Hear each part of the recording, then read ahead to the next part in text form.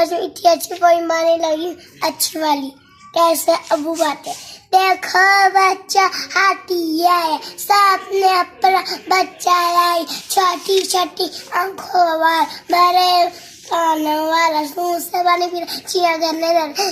हाथी कितना मजा, छोटा है। फिर से सुनाई जी।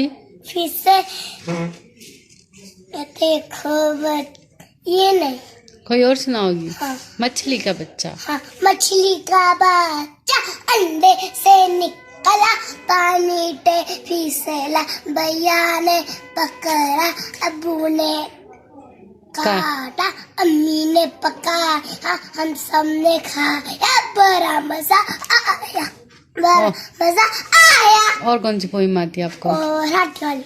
हाथी वाली आती है और मछली वाली आती है, रूही वाली नहीं आती। हाँ, कौन से स्कूल में पढ़ती हो?